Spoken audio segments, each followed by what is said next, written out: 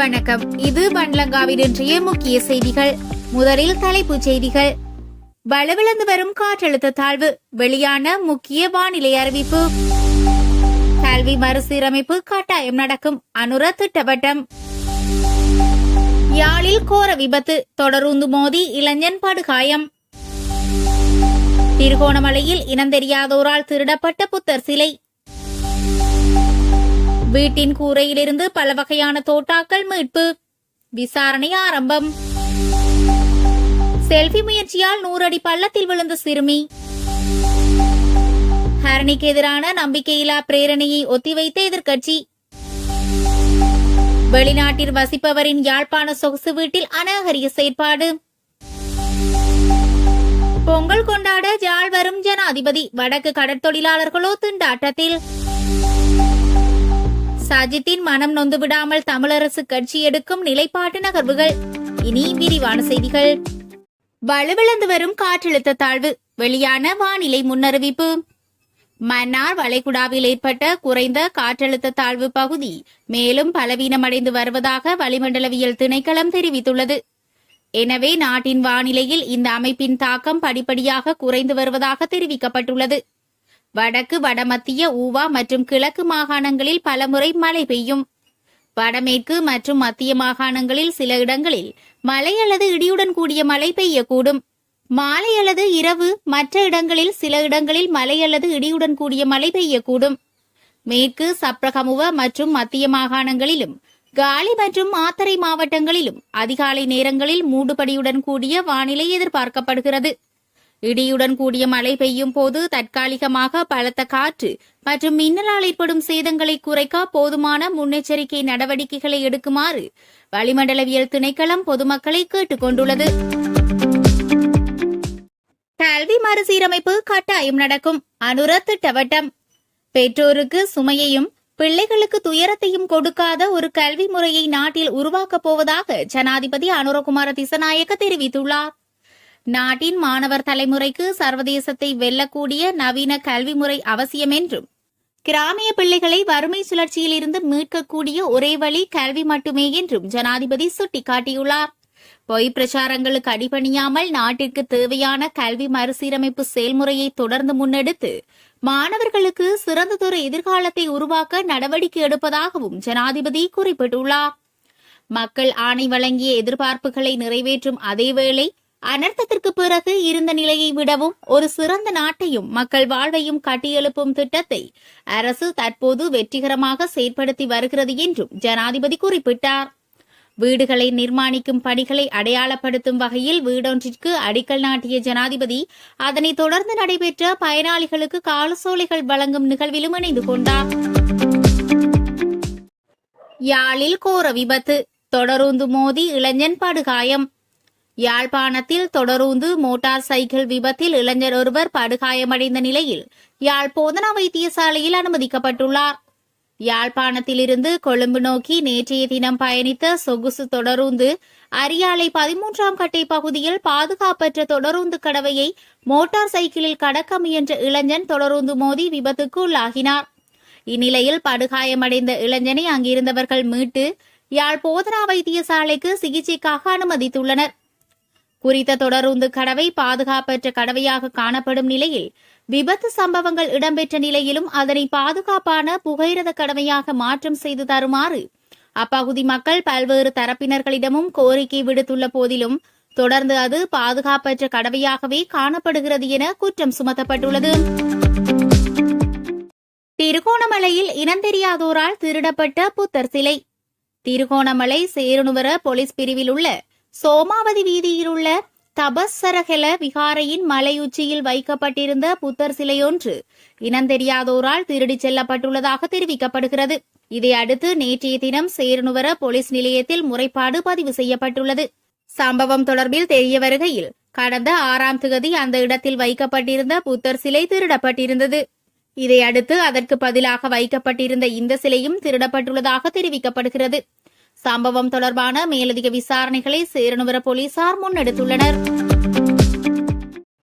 Selfie முயற்சியால் 100 அடி பள்ளத்தில் விழுந்த சிறுமி. பதுளை எல்ல லிட்டில் எடம் சிகரத்தில் செங்குத்தான பாறையிலிருந்து விழுந்த வெளிநாட்டு சுற்றுலா பயணி சிறுமி ஒருவர் மீட்புக் குழுவால் உயிருடன் மீட்கப்பட்டுள்ளார். குறித்த பகுதியில் இன்று செல்ஃபி எடுக்க சென்றபோது சிறுமி கிட்டத்தட்ட 100 அடி பள்ளத்தில் விழுந்ததாக கூறப்படுகிறது. சம்பவத்தை தொடர்ந்து மீட்புக் குழு சம்பவ இடத்திற்கு விரைந்து சென்று அவசர மீட்பு நடவடிக்கையை மேற்கொண்டுள்ளது.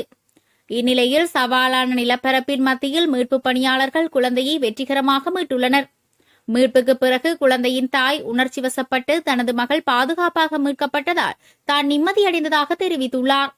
இதன்போது உயரமான சுற்றுலா தலங்களில் குறிப்பாக பாறையோரங்களுக்கு அருகில் புகைப்படம் எடுக்கும் போது அல்லது செல்ஃபி எடுக்கும் போது மிகுந்த எச்சரிக்கையுடன் இருக்குமாறு அதிகாரிகள் பார்வையாளர்களை வலியுறுத்தியுள்ளனர்.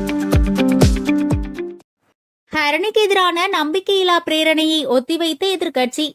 கல்வி அமைச்சர் ஹரணி அமரசூரியவுக்கு எதிராக சபாநாயகரிடம் நம்பிக்கையில்லா பிரேரணையை சமர்ப்பிப்பதை ஒத்திவைக்க ஐக்கிய மக்கள் சக்தி முடிவு செய்துள்ளதாக தெரிவிக்கப்படுகிறது. ஏனைய கல்வி தொகுதிகளிலும் தீர்க்கப்படாத பல சிக்கல்கள் குறித்து எதிர்க்கட்சிக்கு தெரிவிக்கப்பட்டதை அடுத்து தாமதப்படுத்தும் முடிவு எடுக்கப்பட்டதாக எதிர்க்கட்சி வட்டாரங்களை மேற்கோள் காட்டி மேற்கண்ட விடயம் கூறப்பட்டுள்ளது. இந்த கவலைகள் குறித்த தகவல்களை சேகரித்து நம்பிக்கையில்லா தீர்மானத்தில் சேர்க்க கட்சி கூடுதல் நேரத்தை கோருவதாக தெரிவிக்கப்படுகிறது. பரந்த ஆதரவை பெறுவதற்காக மற்ற எதிர்க்கட்சிகள் மற்றும் நாடாளுமன்ற குழுக்களுடன் மேலும் கலந்துரையாடல்கள் தேவைப்படுவதால் இந்த தாமதம் ஏற்பட்டதாக கூறப்படுகிறது. இந்த கட்டத்தில் பிரேரணையை சமர்ப்பிப்பதால் நாடாளுமன்றத்தில் விவாதத்திற்கு முன்கூட்டியே திகதி நிர்ணயிக்கப்படாமல் போகலாம் என்ற கவலையும் எதிர்க்கட்சிக்கு உள்ளதாக சுட்டிக்காட்டப்பட்டுள்ளது. வீட்டின் கூரையிலிருந்து பல வகையான தோட்டாக்கள் மீட்பு, விசாரணை ஆரம்பம். அம்பாறை பாணமை போலீஸ் பிரிவிற்குட்பட்ட புறநகர் பகுதியில் உள்ள வீடொன்றின் கூரையிலிருந்து பல வகையான தோட்டாக்கள் போலீசாரால் மீட்கப்பட்டுள்ளன. குறித்த சம்பவம் நேற்றைய தினம் இடம்பெற்றுள்ளது. வீட்டை பழுது பார்க்கும் போது ஓடுகளுக்கு கீழ் மறைத்து வைக்கப்பட்டிருந்த நிலையில் 118 தோட்டாக்கள் மீட்கப்பட்டுள்ளன. வீட்டின் உரிமையாளர் தற்போது கொழும்பில் வசிப்பதோடு தனது சகோதரரிடம் குறித்த வீட்டினை பழுது பார்க்கும் பணியை ஒப்படைத்திருந்த நிலையில் இந்த சம்பவம் இடம்பெற்றுள்ளது. மேலும் குறித்த சம்பவம் தொடர்பில் மேலதிக விசாரணைகளை போலீசார் மேற்கொண்டு வருகின்றனர். வெளிநாட்டில் வசிப்பவரின் யாழ்ப்பாண சொகுசு வீட்டில் அநாகரிக செயற்பாடு, யுவதிகள் உட்பட 4 கைது. வெளிநாட்டில் வசிப்பவரின் யாழ்ப்பாணத்தில் உள்ள சொகுசு வீட்டின் வாடகைக்கு பெற்று வீட்டினை அநாகரிக செயற்பாட்டிற்கு பயன்படுத்திய நபர் உள்ளிட்ட 4 கோப்பாய் காவல்துறையினரால் கைது செய்யப்பட்டுள்ளனர். திருநெல்வேலி பகுதியில் வெளிநாட்டில் வசிக்கும் நபரொருவர் சொகுசு வீட்டினை கட்டி அதனை கிளிநொச்சியை சேர்ந்த ஒருவருக்கு வாடகைக்கு வழங்கியுள்ளார்.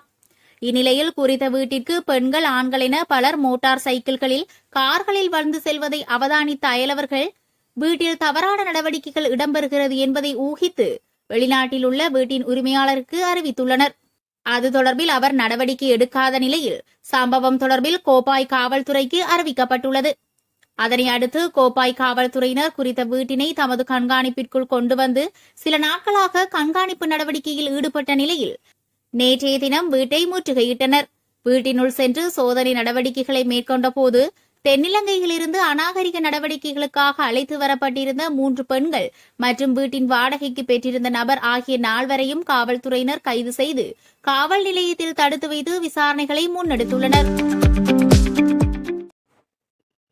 பொங்கல் கொண்டாட யாழ் வரும் ஜனாதிபதி, வடக்கு கடற்தொழிலாளர்களோ திண்டாட்டத்தில். ஜனாதிபதி அனுரகுமார திசநாயக்க பொங்கல் தினத்தை கொண்டாட யாழ் வருகிறார். ஆனால் எமது வடக்கு கடற்தொழிலாளர்கள் திண்டாட்டத்தில் இருப்பதாக தேசிய மீனவ ஒத்துழைப்பு இயக்கத்தின் யாழ் மாவட்ட தலைவர் முரளிதரன் குற்றம் சாட்டியுள்ளார். வடமராட்சி கிழக்கில் அண்மைய நாட்களாக இந்திய இழுவை மடிப்படகுகள் சுதந்திரமாக எந்தவித கைது அச்சமுமின்றி தொழில் செய்து வருகின்றனர். கரைக்கு அண்ணளவாக வந்து கடற்படை தளத்திற்கு அருகில் பயமின்றி துணிச்சலாக எப்படி அவர்களால் தொழில் செய்ய முடிகிறது? எங்களுடைய கடற்தொழிலாளர்களுடைய வாழ்வாதாரம் பாதிக்கிறது. கடற்படை அவர்களை கைது செய்யவில்லை. அண்மையில் கூட இந்திய துணை தூதுவரை சந்தித்து கடற்தொழிலாளர்களின் பிரச்சினை தொடர்பாக கலந்துரையாடியிருந்தோம். ஆனாலும் இதுவரை அந்த பிரச்சினைகளுக்கான முடிவு எட்டப்படவில்லை. இலங்கை கடலுக்குள் அத்துமீறி நுழைந்து எங்களுடைய வளங்களை அவர்கள் சுரண்டி செல்கிறார்கள். ஆனாலும் இலங்கை கடற்படையால் இவர்களை கைது செய்ய முடியும். இலங்கை கடற்படை இவர்களை கைது செய்யாதது எங்களுக்கு வருத்தத்தை தருகிறது. இந்த காலப்பகுதியில் வடமராட்சி கிழக்கு மற்றும் முல்லைத்தீவு கடற்பகுதியில் இறால் அதிகமாக உற்பத்தியாகி பிடிக்கப்படுகின்ற காலம். இதனை அவர்கள் நன்கு அறிந்து அத்துமீறி நுழைந்து எங்களுடைய கடற்தொழிலாளர்களுடைய வாழ்வாதாரத்தை அழித்து செல்கிறார்கள். இந்த விடயங்கள் சம்பந்தமாக அத்துமீறி நுழையும் இந்திய இழுவைமடி படகுகளை கட்டுப்படுத்த வேண்டியது தொடர்பாக கடந்த 2ஆம் தேதி வடமராட்சி கிழக்கு பிரதேச செயலகத்தில் இடம்பெற்ற அபிவிருத்தி குழு கூட்டத்தில் கலந்துரையாடப்படவில்லை. இவ்வாறான பொறுப்பற்ற செயற்பாடுகளால் பாமர மக்கள் பாதிக்கப்படுகிறார்கள். வருகின்ற 2ஆம் தேதி பொங்கல் கொண்டாடுவதற்காக இலங்கையினுடைய ஜனாதிபதி அனுரகுமார திசநாயக்க யாழ்ப்பாணத்திற்கு வருகை தரவிருக்கிறார். இங்கே வந்து பொங்கல் தினத்தை அவர் மகிழ்ச்சியாக கொண்டாடப் போகிறார். ஆனால் எங்களுடைய வடக்கு கடற்தொழிலாளர்கள் திண்டாட்டத்தில் இருக்கிறார்கள். ஜனாதிபதி பொங்கல் தினத்தை மகிழ்ச்சியாக கொண்டாடுவார். ஆனால் எங்களுடைய கடற்தொழிலாளர்கள் எப்படி கொண்டாடுவது? உடனடியாக அரசாங்கம் உரிய நடவடிக்கை எடுத்து இந்திய இழுவைமடி படகுகளின் அத்துமீறலை கட்டுப்படுத்த வேண்டும். இல்லை என்று சொன்னால் எங்களுடைய கடற்தொழிலாளர்கள் இந்த போராட்டங்களை வருகின்ற காலங்களில் விஸ்தரிப்பார்கள் என அவர் கேட்டுக் கொண்டுள்ளார். சாஜித்தின் மனம் நொந்துவிடாமல் தமிழரசு கட்சி எடுக்கும் நிலைப்பாட்டு நகர்வுகள்.